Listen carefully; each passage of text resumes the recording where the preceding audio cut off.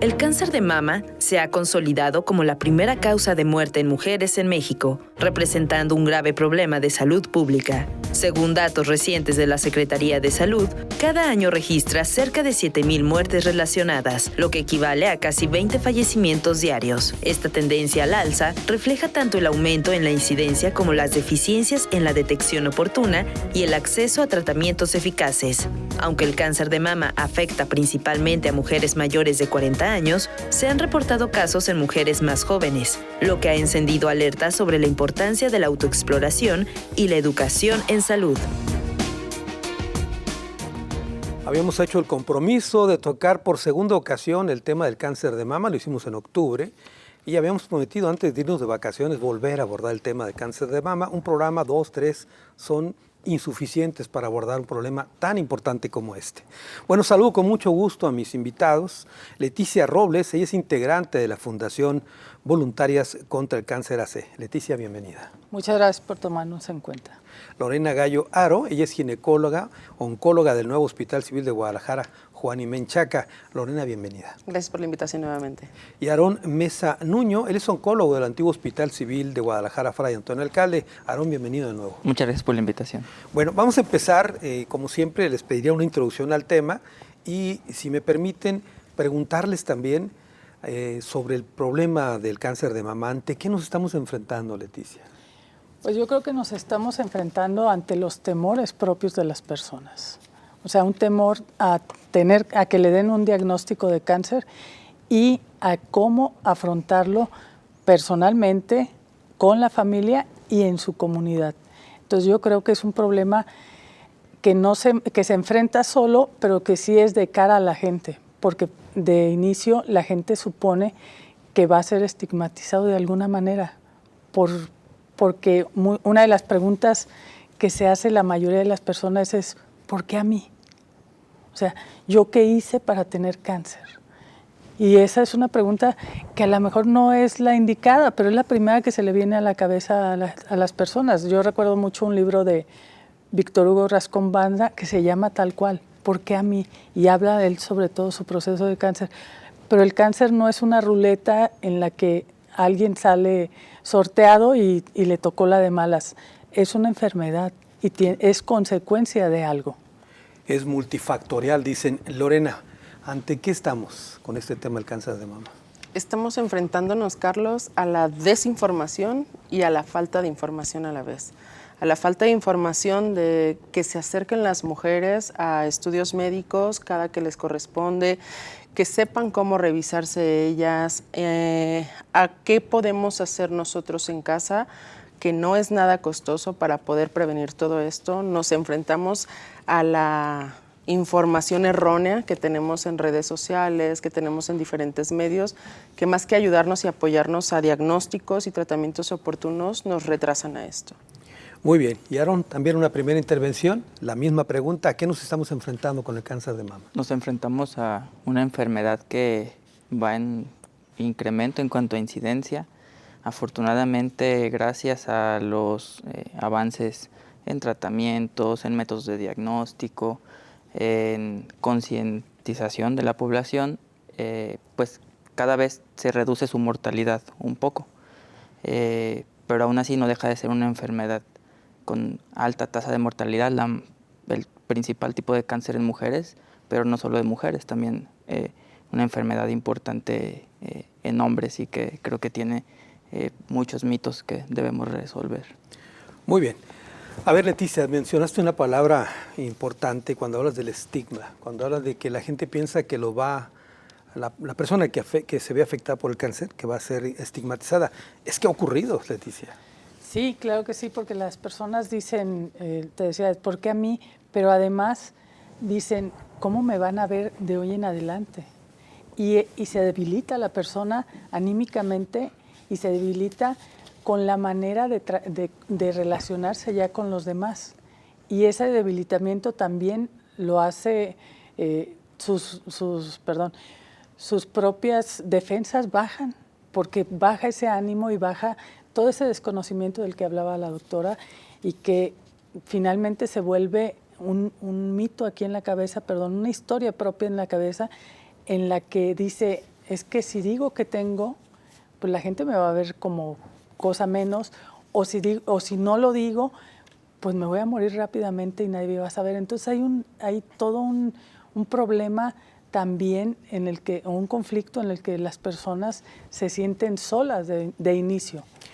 ¿Dirías tú que entonces el primer estrago que enfrenta una persona con cáncer de mama, más allá del avance de la enfermedad como tal, es anímico? 100%, Carlos. La palabra cáncer de por sí no suena fuerte a cualquiera de las personas, pero cuando dicen, oye, y se oye el cuchicheo, fulanito de tal tiene cáncer, fulanita de tal tiene cáncer de seno. Y entonces la gente lo relaciona, 1, con muerte, 2, con mutilación, 3, con, híjole, pues ojalá y sobreviva. Y todo ese tipo de cosas le afectan a la persona porque se relaciona y claro, sabe que la están viendo diferente a como la veían antes de este diagnóstico. Muy bien. Y Lorena, habrá quienes en esta desinformación supongan que incluso el cáncer es contagioso. Claro. Sí, claro, que es dentro de lo que nos enfrentamos o los retos que tenemos nosotros como médicos. 1, que sea contagioso, y 2, el que nos digan yo no me hago estudios porque mi abuelita, mi bisabuelita se los hizo y así se le regó el cáncer, de eso se murió. Entonces, esa desinformación, Carlos, es realmente una gran barrera que tenemos nosotros y que debemos de ir desmenuzando, quitando para poder tener el acceso a las pacientes, a toda la población, para que puedan acercarse de manera oportuna y no estar con todos esos mitos que pues no nos va nada bien.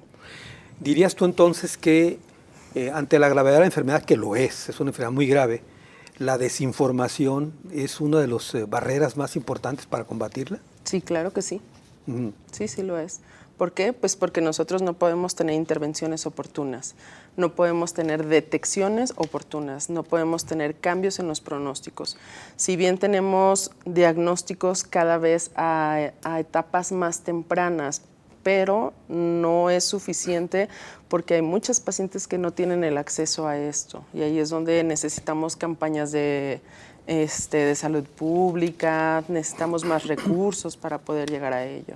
Y consultar fuentes creíbles y confiables, ¿no? Claro, porque ahora con tantas redes que tenemos que es muy fácil que de estar buscando algo ya me aparece un video y alguien dice que si te haces una mamografía te va a dar cáncer, alguien dice que si en tu familia nadie tuvo, a ti no te va a pasar nada, si en tu familia nunca pasó nada, jamás te va a pasar a ti, si tú comes diario una lechuga no te va a pasar.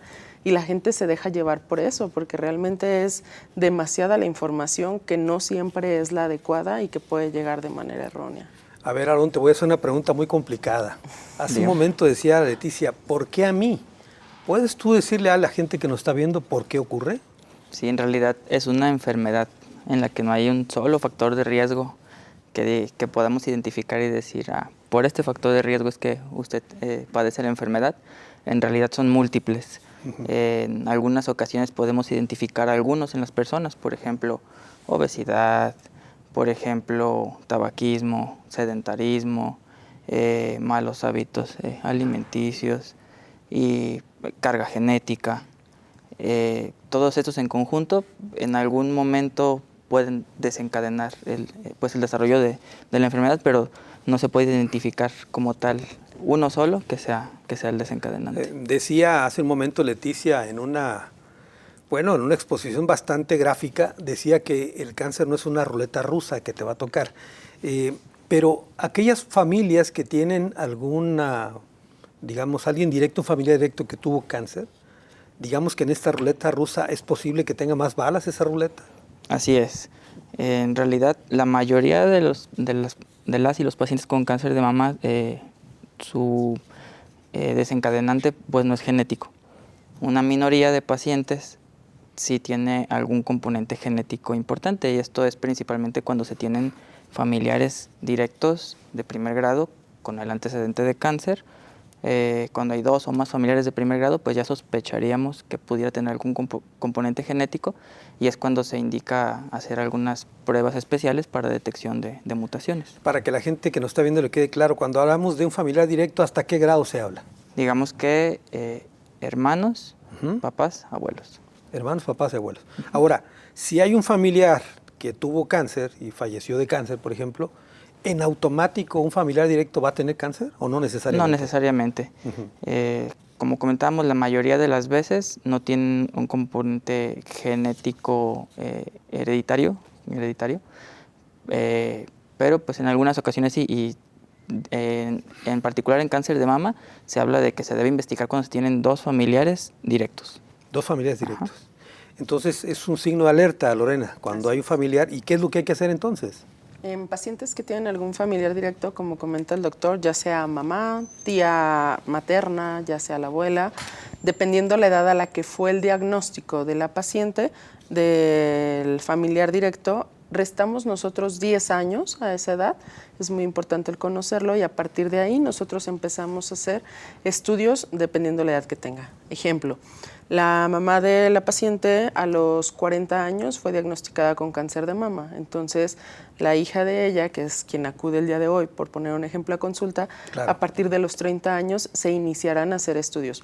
No mamografías, no resonancias, no algo muy invasivo, pero sí empezamos a hacer ultrasonidos mamarios y lo que sí o sí deberíamos de hacer, su estudio o su examen médico anual de exploración de mamas. A ver, nada más una aportación, digamos, de conocimiento.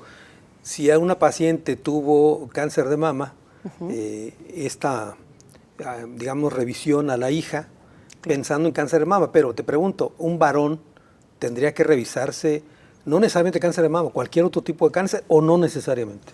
El único que pudiera llegar a haber asociación sería con un cáncer de próstata. De acuerdo. Cáncer de próstata, ejemplo, mi papá tuvo un cáncer de próstata y alguien más en familia pudo haber tenido o no algún cáncer, yo empezaría con alguna revisión. Claro. Pero aquí no aplica lo de los 10 años.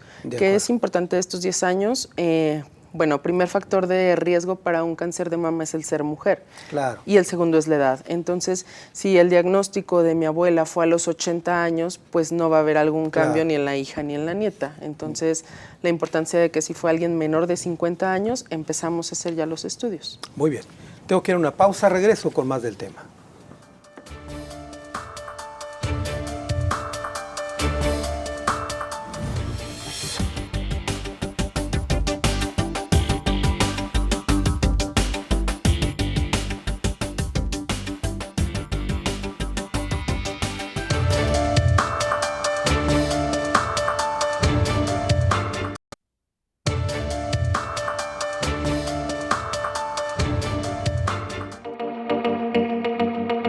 En México, el retraso en el diagnóstico temprano del cáncer de mama limita las opciones de tratamiento y reduce significativamente la probabilidad de supervivencia a 5 años. La detección tardía suele atribuirse a un acceso desigual a mamografías y servicios médicos, sobre todo en comunidades rurales y marginadas, donde el personal especializado y la infraestructura son insuficientes. El problema también radica en la falta de campañas sostenidas y efectivas que promuevan la importancia del tamizaje temprano. En muchas ocasiones, las mujeres no realizan chequeos regulares debido al miedo, la desinformación o la creencia de que solo afecta a personas mayores.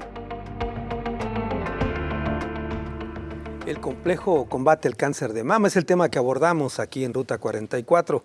Leticia, más o menos sobre esto que estábamos escuchando, todas las historias que has escuchado tú también en la Fundación, ¿por qué nos compartes algunas situaciones que te han planteado ahí? Mira, bueno, más bien me remontaría a un libro de la maestra Esther Cisneros que se llama Historias de Consultorio, y es como las personas a través del cáncer se redescubren. Hay el caso de un cáncer de mama de un varón y eso lo lleva a él a replantearse su situación personal, pero también el rol que juega en la familia. Y es completamente una búsqueda de que porque soy yo como el eje de la familia, el que está al pendiente de todos, el que está viendo por todos. Y se lo replantea mucho en la entrevista que le hace la maestra Esther. Y está otro de una situación familiar muy, muy compleja de alguien que se creía adoptada, pero es medio adoptada. Entonces, es un replantearse la vida a partir del cáncer y redescubrir cosas que hay en sí mismo, en su alrededor, en su familia, y el cómo va a seguir. En muchos de los casos, o por lo menos en estos 5 casos que plantea ella, la gente llega a este punto y a la par que va curando su cáncer, que va teniendo su tratamiento de cáncer, va redescubriéndose, pero además va replanteando su lugar en su familia o en su alrededor y cómo quiere continuar.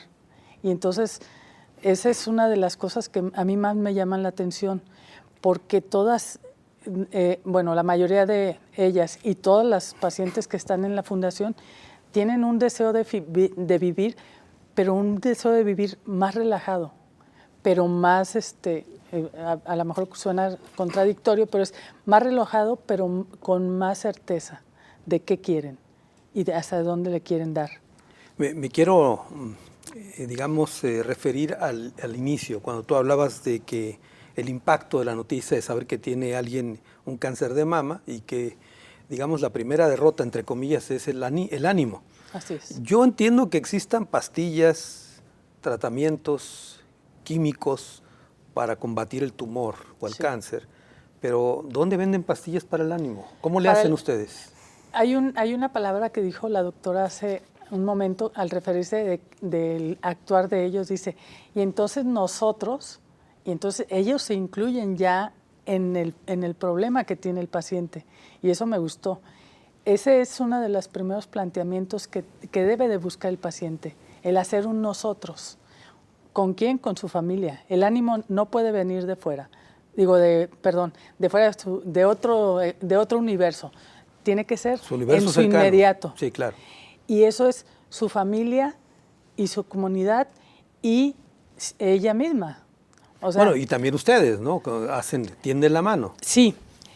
Nosotros ya con ellas trabajamos una vez que ha terminado esta parte del tratamiento pero el primer apoyo que tiene una persona de cáncer,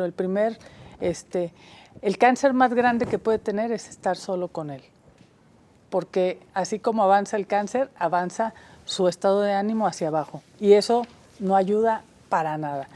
Pero el ánimo del que tú hablas tiene que venir de buscar combatirlo con resignificarlo alegre, con resignificarlo como un punto de unidad para la familia, no una carga, porque muchas de las personas sienten que se vuelven una carga para los demás, y no, es hacer una nueva rutina. Claro. Pero una rutina donde no se hable de, ay, qué mal te ves hoy. Oye, híjole, ¿tú crees que después de la quimio vas a tener fuerzas? Es que, pobrecita, no, esas palabras no le ayudan a la persona, claro, pero ni a sí misma. Muy bien. Lorena, ¿efectivamente bajan las defensas a ese nivel anímicamente para un paciente con cáncer? Sí, sí hay estudios y sí está reportado, y complementando un poco lo que nos comparte Leticia, poniendo un poco como de ejemplos, cuando llegan yo a consultorio, desde antes a veces de un diagnóstico y que sí hay una alta probabilidad de que vaya a ser un cáncer, yo solicito al menos a las pacientes que vayan acompañadas de un familiar para el momento en el que sea necesario, si sí hay un cáncer, el explicarlo.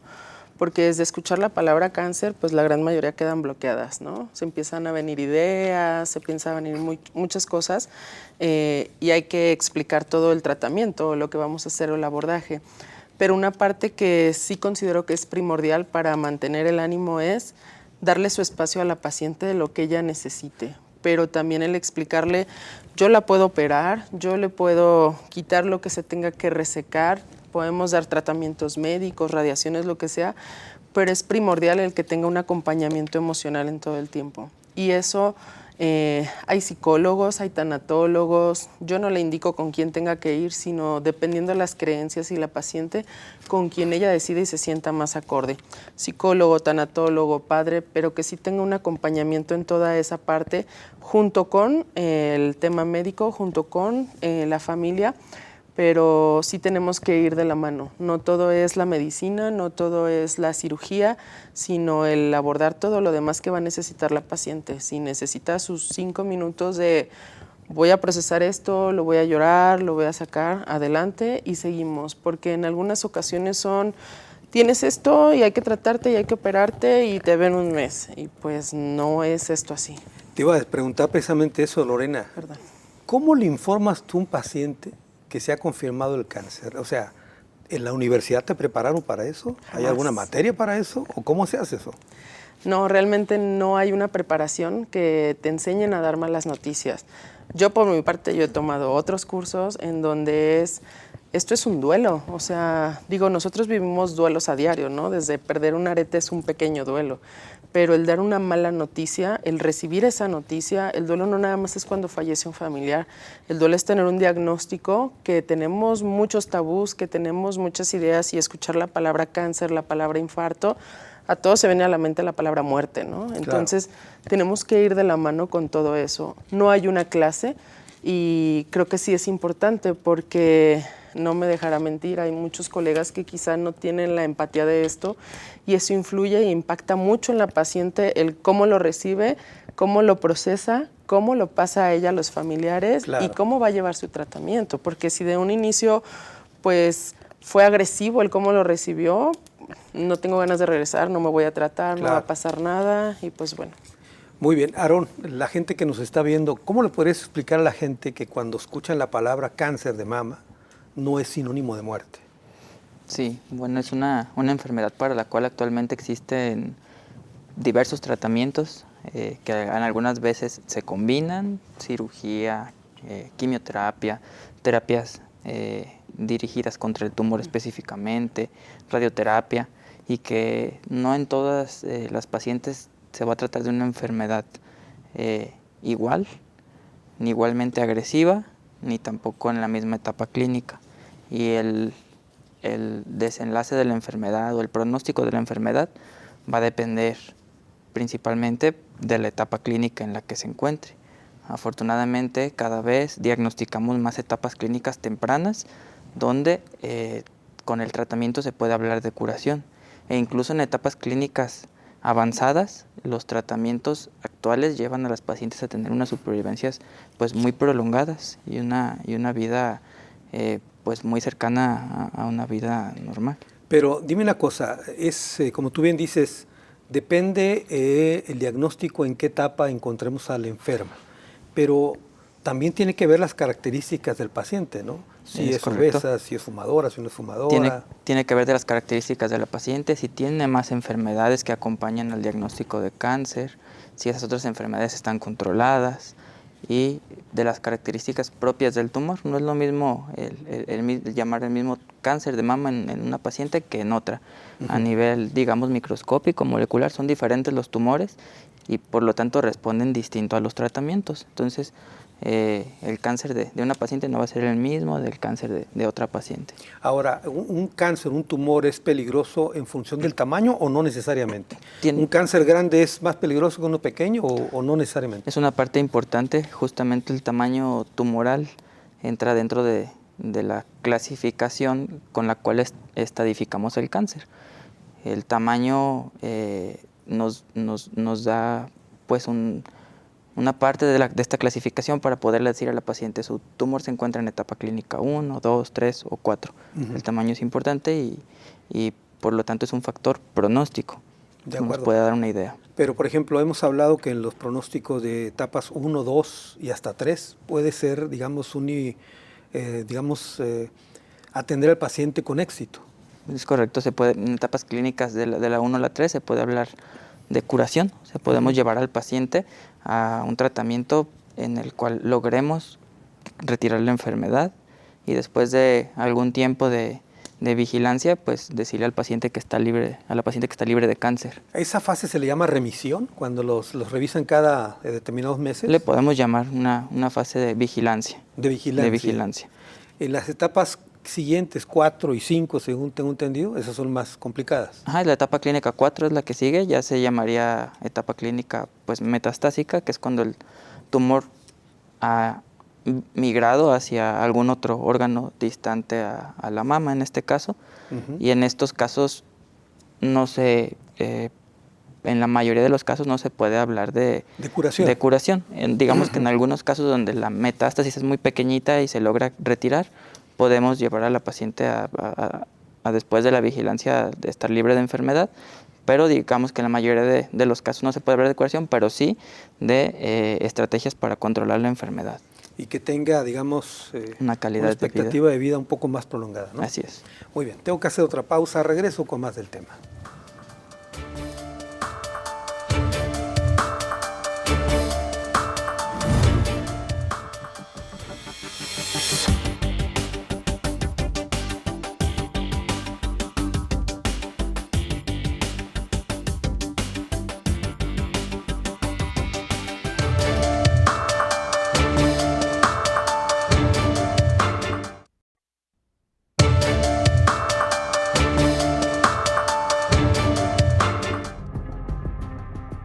El costo del tratamiento del cáncer de mama varía significativamente según el momento del diagnóstico. Esto incluye quimioterapias, radioterapias, medicamentos de última generación, cirugías reconstructivas y cuidados paliativos, lo que representa una carga económica considerable para las familias y el sistema de salud pública. En México, donde una parte importante de la población no cuenta con seguro médico, estos costos suelen ser inalcanzables, obligando a muchas pacientes a endeudarse o abandonar el tratamiento. Para el sistema de salud, el cáncer de mama representa uno de los mayores gastos en oncología, absorbiendo recursos que podrían destinarse a la prevención. El complejo combate al cáncer de mama es el tema que tocamos en esta ocasión aquí en Ruta 44. Leticia, precisamente en torno a este tema que tocamos en esta ocasión, ¿por qué se vuelve complejo combatir el cáncer de mama? ¿Qué hay ahí? ¿Qué nos falta? Temas de conocimiento, de información, como decía Lorena, pero ¿qué más hay? ¿Cuáles son las barreras que hay que brincar? El económico. El económico. El económico es un problema muy fuerte porque no distingue estrato social y quienes más se ven afectados, aparte de la falta de conocimiento, la orientación, el seguimiento, la red de apoyo y todo, es las personas que tienen menos recursos económicos. ¿Por qué? Porque generalmente por estas barreras tienen menor tiempo del conocimiento de su enfermedad y poder combatirla. Y cuando les llega, pues se les cierra el mundo probablemente y lo que se encuentran es costoso, voy a dejar de trabajar, voy a dejar de atender mi familia, ¿qué sigue? Y ese que sigue es, si es costoso, ¿de dónde va a venir el dinero? ¿Y qué puedo hacer para acudir al sector salud?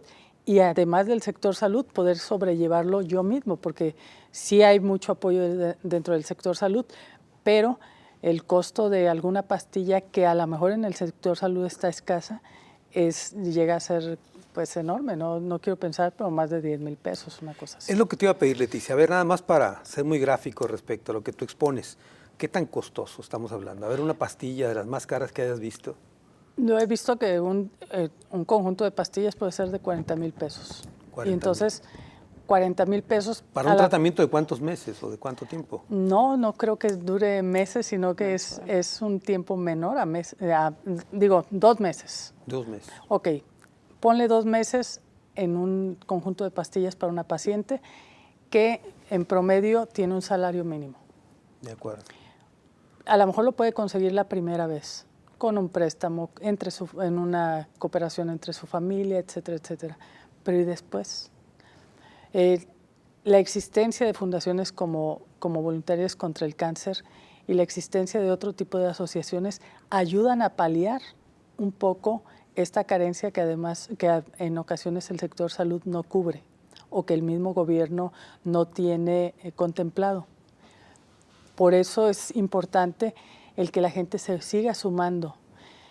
Yo me imagino en fundaciones que llevan a cabo este tipo de labor, te lo puedo decir, a nosotros de pronto alguien nos dice, necesitamos esta pastilla para la paciente fulana de tal, y de pronto ¿y de dónde va a venir? Porque ahorita nuestros fondos están escasos. Nunca hay dinero que alcance, pero no tenemos para esta, pero ¿cuándo va a ser la siguiente? Tienes para ayudarle a una persona 2 meses, pero para los otros 2 meses no. Tal vez no. Entonces es estar gestionando con empresas, con empresarios, con personas que tienen las posibilidades benefactores, pero la labor en la fundación es constante. Yo no he visto, tengo 2 años de conocer la fundación y no he visto un momento en el que podamos decir, wow, hemos cubierto. Libramos todas las peticiones. No, y además vemos que por la misma labor que llevamos a cabo y por la misma difusión de esa labor, nos llegan personas que dicen, oiga, es que mi sobrina, es que mi prima, es que mi hermana, y en un momento dado sí se sobrepasa, pero, y lo voy a decir tal cual, Dios provee. Porque no sabemos cómo, pero se han conseguido. Sí. Una cirugía, por ejemplo, ¿cuánto cuesta? Una cirugía no tengo yo idea en cuanto hasta ahí no intervienen en medicamentos ustedes y ese tipo sí, de cosas. Y en las cirugías, pero fíjate que en las cirugías nos pasa algo muy especial. La cirugía en sí tiene el costo del hospital, tiene el costo del médico y tiene el costo de todos los insumos que implica. Claro. Pues tenemos médicos que colaboran. O sea, tenemos hospitales, horarios, exacto, tenemos hospitales que nos dicen solo cubre esta parte. Tenemos gente que colabora con los insumos, entonces a ver, no Leticia, te sabría ahorita decir. que estamos aquí donde nadie nos ve ni nos escucha, el sector público, el sector salud, por ejemplo, Sí. ¿no cubre entonces todos esos medicamentos? Sí, pero no para todos y en todo Entonces, momento. no lo cubre, no para todos. No. Y Jalisco es de los privilegiados. Es de los que más se alcanza. Es de los que más se preocupa por tratar de cubrir el Pero cáncer. de todas maneras no se alcanza. No, porque y el gobierno federal tampoco. No, pues ahí no te quiero dar malas... Y se supone que estamos mejor que en Dinamarca ahí. Bueno, a ver, Lorena, ¿qué otros temas tenemos para hacer complejo el combate contra el cáncer de mama? Ya hablamos del tema económico, ¿qué otras cosas? ¿Qué otras barreras percibes que hay? El acceso de las pacientes hacia algún lugar de salud. No vamos a ponerle nombre, ni instituciones, ni nada. O sea, el acceso a que una paciente de su casa llegue con un médico y llegue con un estudio. Porque una cosa es que llegue a Secretaría de Salud, llegue si tiene alguna derechohabiencia, a cuánto tiempo están las citas. Porque digo, en octubre pues tenemos campañas, tenemos más acceso a ello, pero se dijo en el programa anterior, el cáncer de mama no es de octubre, el cáncer de mama es 365 días. Todo el año, sí. Entonces es, número 1, que la paciente logre llegar a una cita y que esta cita no sea para el 2026. Que esta paciente logre hacer sus estudios que son solicitados, que igual no estén tan diferidos. Entonces es algo más a lo que nosotros nos enfrentamos.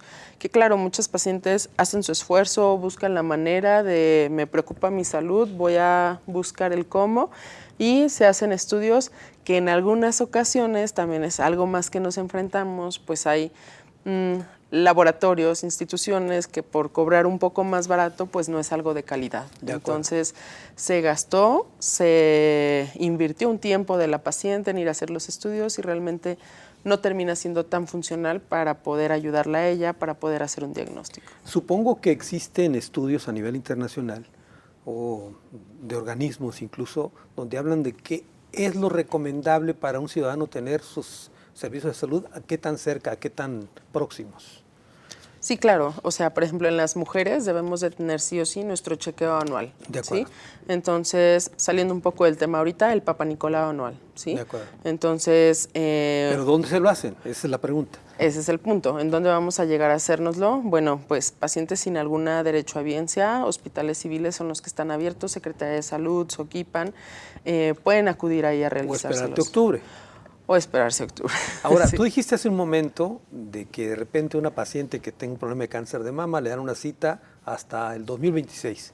Quiero suponer que dices esa cifra porque seguramente ocurre en estos casos. ¿Se dan situaciones de pacientes que nunca alcanzan a llegar a la cita? ¿Sí, que mueren en la espera? No hay tantos casos de ese punto. Sí buscamos priorizar pacientes que estén en alguna vigilancia por algo solamente con sospecha o por algún otro tema, a alguna paciente con un diagnóstico ya oncológico. Son nuestra prioridad. Claro. Pero sí es real que las agendas están saturadas. Muy bien. Aarón, ¿qué otros detalles encuentras tú en este que yo llamo complejo combate al cáncer de mama? ¿Qué otros elementos hay? Yo creo que uno muy importante es la desinformación. Que la población muchas veces se deja llevar por mitos, por tabúes, por lo que la gente dice, y eso al final logra influir en que la persona afectada llegue a tiempo a recibir atención. Muchas veces llega tarde, algunas otras veces está recibiendo atención, pero deja de recibirla porque tal vez le prometieron la curación en algún otro sitio.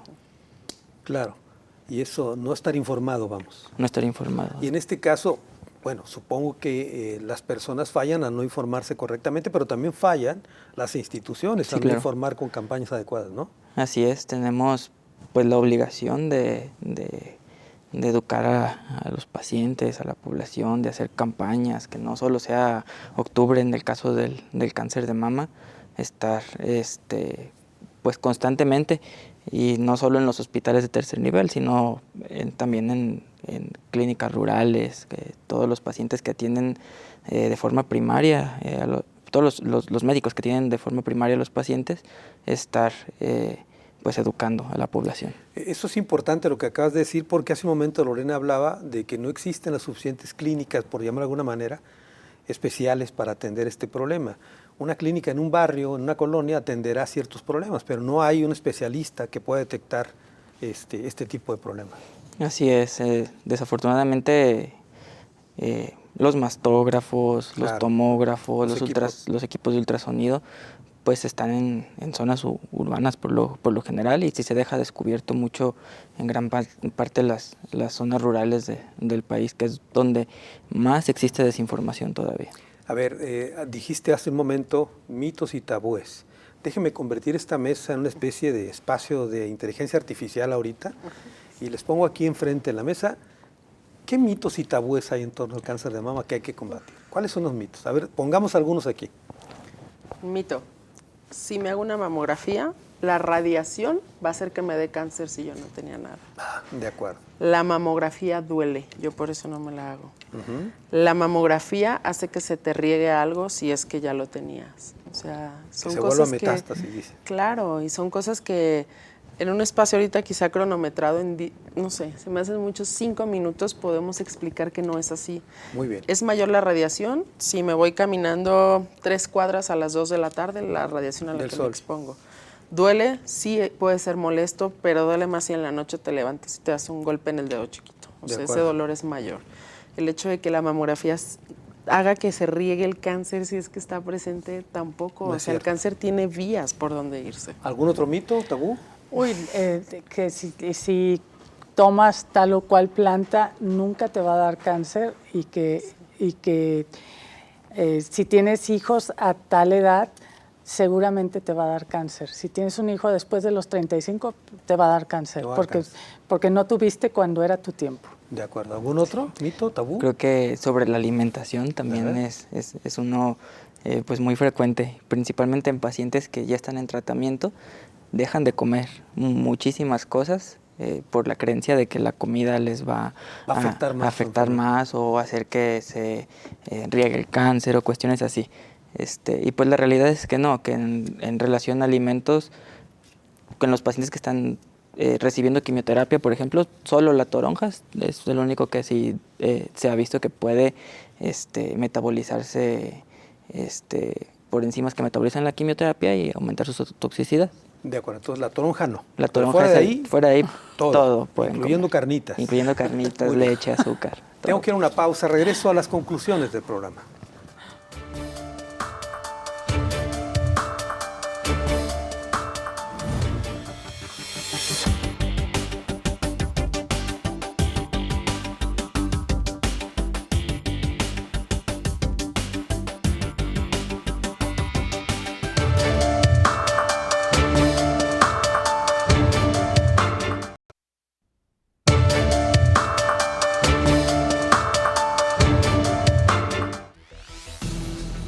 La prevención es el pilar más eficaz para combatir el cáncer de mama, ya que puede reducir significativamente la incidencia y mortalidad asociada a esta enfermedad. Las acciones preventivas incluyen la promoción de estilos de vida saludables, como mantener una dieta equilibrada, realizar actividad física regular y evitar el consumo de alcohol y tabaco, factores que han demostrado estar relacionados con un menor riesgo de desarrollar cáncer. Además, la autoexploración mensual a partir de los 20 años y las consultas médicas regulares permiten detectar anomalías tempranas y actuar oportunamente. Sin embargo, para que estas estrategias sean efectivas, es fundamental garantizar su acceso en todo el país, especialmente en comunidades rurales y marginadas. Fortalecer la educación en salud mediante campañas que desmitifiquen el cáncer de mama y promuevan la detección temprana no solo empodera a las mujeres, sino que también salva vidas al reducir la progresión de la enfermedad hacia etapas avanzadas.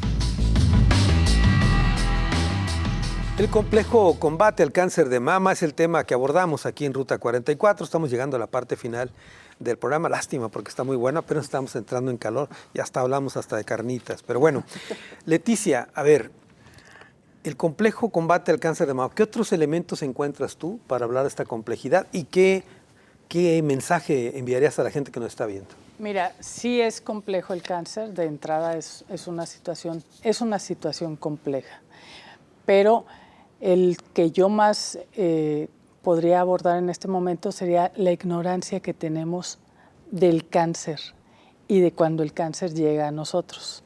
O sea, la ignorancia en el sentido de que sí es una enfermedad, sí puede ser mortal, pero actualmente hay muchas maneras de combatirla, hay muchas maneras. Sí me preocupa lo que tocaron hace un momento, la lejanía, o sea, la lejanía de centros donde atenderse es... La falta de equipos. La falta de equipos, la lejanía y el desconocimiento, también la ignorancia del sector salud de decir, a ver, ¿cómo podemos llegar hasta Mezquitic y más allá, Huejuquilla, y estar permanentemente monitoreando a las personas que son propensas y poderles informar también cuáles son los factores de riesgo que tienen ellos? A mí se me hace una preocupación muy grande porque desde Guadalajara todo se ve muy bonito, pero cuando sale uno a las comunidades, esto se pudo combatir teniendo en cuenta un mapeo de cómo se está comportando la población en cuestiones de salud. Y el cáncer es un problema de salud que se ve en las zonas de medias, pero en las zonas rurales completamente alejadas de Guadalajara se vive de otra manera porque la gente, sí, y perdón, pero lo voy a decir, creo que es una ignorancia decir, pues es un castigo de Dios, a mí me tocó. No, es una falta de atención que tenemos desde el centro en ese tipo de comunidades. Otra de las cosas es saber que el cáncer necesita, para combatirse, de la fortaleza de las personas, pero de esa red de apoyo que también fortalece a quien lo padece. Y esas redes de apoyo son fundamentales. Y eso tiene también que ver cómo estamos formados socialmente, de ver al otro que padece algo y dice, no, pues mejor no me involucro, porque pobrecito, a lo mejor le voy a hacer mal si le digo algo.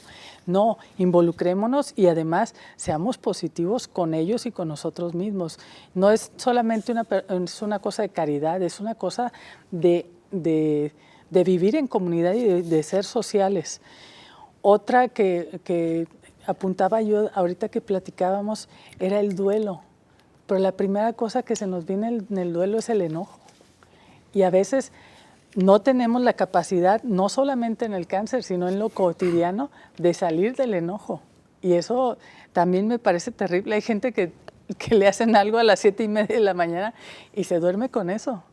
Y necesita dormir para renovarse y no decir, a ver, ya pasó. Igual, en el cáncer sí hay etapas y claro que debe de haber un enojo de decir, ¿por qué a mí? ¿Por qué no a este que se porta mal? ¿Por qué no a este que es un ladrón? ¿Por qué? No. Sí enojémonos, pero también sepamos que hay una esperanza.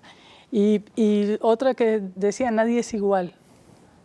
Nadie lo tomamos igual, pero finalmente vamos a llegar al mismo punto y hay que encontrar el punto mediante el cual vamos a llegar a tratar de recuperar la salud y quitar el cáncer de nuestra vida. Muy bien. Lorena, por favor, tus conclusiones de este tema. Ok. recordando y retomando y poniendo nuevamente, Sí, el claro. cáncer de mama no es nada más en octubre. O sea, vamos a números. En México se mueren 22 mujeres al día por cáncer de mama. Es un número realmente alarmante porque del tiempo en el que nos están viendo ahorita, a lo mejor en lo que van y hacen otra actividad o algo, ya falleció una mujer. ¿Y podemos llegar a disminuir ese número? Claro que sí, pero ¿cómo? Necesitamos muchas estrategias, ¿sí? Retomamos y recalcaremos la información y la atención oportuna. El tema de no tenemos suficientes equipos, ok.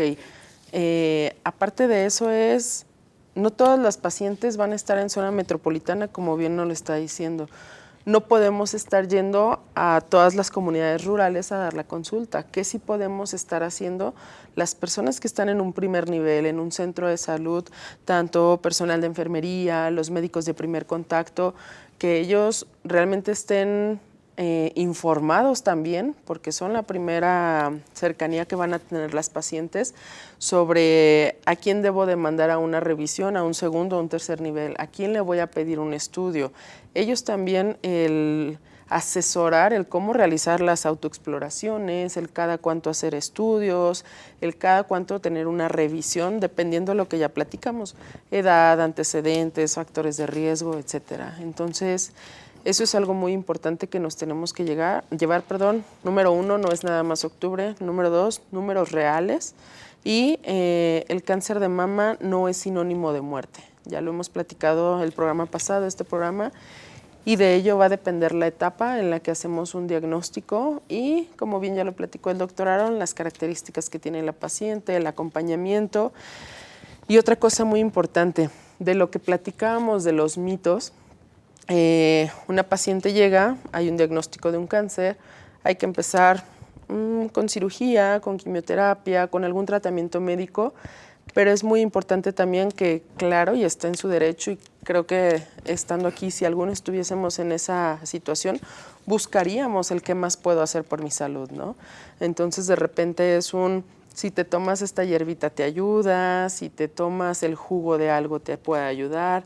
Alguien se curó con el veneno de alacrán. Yo al menos a las pacientes que acuden no hay nada realmente que digas, no puedes hacer esto porque puedes buscar otra opción, pero sí tienen que saber las pacientes que nos estén viendo, si ya están con el diagnóstico y están con algo extra, qué están tomando, qué es lo que están teniendo, consumiendo, o qué son esas pastillas mágicas, porque en muchas ocasiones pueden retrasar un tratamiento médico que ya estén llevando, pueden contraindicar alguna cirugía incluso.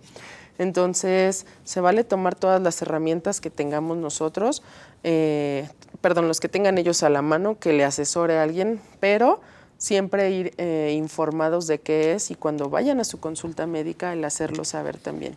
Y muy importante, el acompañamiento emocional también. Está bien con su familia cercana, pero hay muchos expertos que estudian justo para esos claro. acompañamientos, entonces ir de la mano del acompañamiento. De un especialista. Muy bien. Aarón, por favor, tus conclusiones. Yo creo que principalmente recordar que rosa no solo es octubre, sino todo el año deben de ser meses rosas, todo el año debemos estar en constante campaña contra esta enfermedad que afecta pues a una gran parte de la población, que es una causa de morbilidad, una causa de mortalidad importante, y recordar a la población que no están solas, que tienen pues muchas personas que les pueden ayudar, que se acerquen en caso de que tengan alguna molestia, que se acerquen a su tamizaje anual de mastografía a los pacientes mayores de 40 años, a las menores si tienen alguna sintomatología, y principalmente que no se dejen llevar por la desinformación. ¿Después del mes de octubre hay estudios que sean gratuitos todavía? Sí, en sector salud todo el año hay servicio de mastografías, todo el año hay servicio de rayos X, ultrasonido, consulta, tanto de primer nivel como de especialidad, subespecialidad. Ahora, un estudio, hablabas tú del Papá Nicolau o algo así, ¿cómo cuánto cuesta? ¿Son muy costosos? Son estudios en realidad baratos. Se hacen pues tanto en medio público como en medio privado. Hablar de costos, pues en promedio probablemente habrá sitios donde hagan un Papá Nicolau en 500 pesos o incluso menos.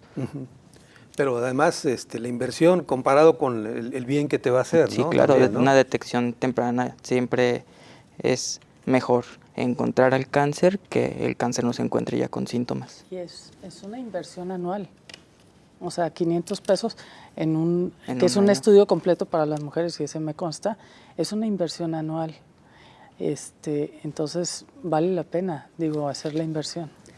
Del Papa Nicolau, perdón, Sí. Haciendo paréntesis y promoción ahorita, en el Hospital Civil Nuevo tenemos campaña permanente para realizar Papa Nicolau. Lunes Gratuito. a viernes, gratuito. Lunes a viernes de 8 a 11 de la mañana, en Perfecto. piso 5, la consulta externa, acuden y se realiza, se entrega en un mes. Muy bien, bueno, pues miren, comunidades rurales, los equipos que faltan, qué tipo de equipos, cirugías, cuando ocurre la cirugía, qué pasa con alguien que se enfrenta a una cirugía, lo que sigue, Así es. cómo sobrelleva eso, cómo superar estas cirugías, la empatía, la falta de empatía incluso de médicos, las estrategias que faltan para informar, campañas, digamos, médicos capacitados en comunidades rurales incluso, clínicas foráneas que estén bien equipadas y prevención sobre todo. Miren, todos estos puntos nos faltaron, así que otro pretexto para reunirnos de nuevo, si les parece. Excelente. Claro que sí. En 2025 les aviso y regresamos y seguimos hablando del tema, porque aquí en Ruta 44 todo el año es rosa. Ya dijimos, y vamos a seguir hablando del tema. Aarón, muchas gracias. Excelente. Muchas gracias. Lorena, muchas gracias. Gracias, Carlos, por la invitación. Leticia, muchas gracias. Gracias. Pero sobre todo, gracias a usted. Hasta la próxima.